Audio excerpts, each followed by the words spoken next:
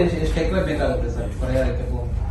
Sir, ಈಗ ಇದಕ್ಕೆ ಪರಿಹಾರ ವಿಚಾರ ಬರ ಸರ್, ನಿಮ್ಗೆ ಗೊತ್ತಿದೆ 1958ರಿಂದ 1969ರಲ್ಲಿ ಈ ಒಂದು ಟೈಮ್ ಪೀರಿಯಡ್ ಅಲ್ಲಿ ಆ ಜಲಾಶಯವನ್ನ ಕಟ್ಟುವಂತ ಕೆಲಸ ಆಯಿತು. ಅವತ್ತು ಸುಮಾರು 9,136 ಎಕರೆ ಸಬ್ಮರ್ಜ್ ಆಗಿತ್ತು.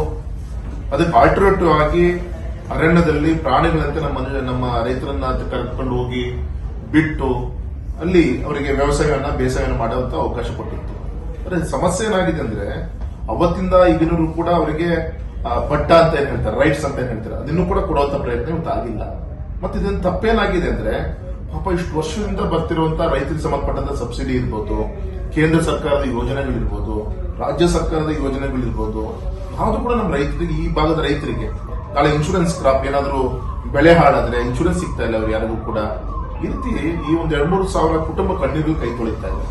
ಮತ್ತೆ ಇನ್ನೊಂದು, ಅವತ್ತು ಶರಾವತಿ ಮುಳುಗಡೆ ಸಬ್ಮರ್ಜ್ ಅಂತ ಇವತ್ತೇನು ಆ ಏರಿಯಾ ಇದೆ ಇವತ್ತು ಡಬಲ್ ಆಗಿದೆ. 9,000 ಸುಮಾರು ಇನ್ನೂ 20,000 ಹೆಚ್ಚಾಗಿದೆ ಇವತ್ತು. ಅವತ್ತು ಒಬ್ಬೊಬ್ಬ ರೈತ ಇದ್ದ, ಇವತ್ತು ಅವ್ರ ಕುಟುಂಬ ಬೆಳೆದಿದೆ. ಆ ಕುಟುಂಬ ಇವತ್ತು ಇನ್ನು ಹೆಚ್ಚು ಭಾಗವನ್ನ ಇವತ್ತು ಕೃಷಿಯನ್ನ ಮಾಡ್ಕೊಂಡು ಬಂದು ಈ ದೇಶಕ್ಕೆ ಅನ್ನ ಕೊಡುವಂತ ಕೆಲಸ ಮಾಡ್ತಾ ಇದ್ದಾರೆ. ಅದೇ ಮೊದಲನೇ ಹಂತದಲ್ಲಿ ಇದೊಂದು ನ್ಯಾಯ ಸಿಕ್ಕರೆ ನೆಕ್ಸ್ಟ್ ಮತ್ತೆ ಮುಂದಿನ ಒಂದು ಹಂತಕ್ಕೂ ಕೂಡ ಪ್ರಯತ್ನಗಳು ನಮ್ಮ ಕಡೆಯಿಂದ ಏನೇನು ಪ್ರಯತ್ನ ಆಗಬೇಕು ಆ ದಿಕ್ಕಲ್ಲೂ ಕೂಡ ರಾಜ್ಯ ಸರ್ಕಾರದ ಗಮನ, ಕೇಂದ್ರ ಸರ್ಕಾರದ ಗಮನಕ್ಕೆ ತರಕ್ಕೆ ಏನ್ ಬೇಕು ಆ ದಿಕ್ಕಲ್ಲೂ ಕೂಡ ನಾವು ಪ್ರಯತ್ನ ಮಾಡ್ತೀವಿ.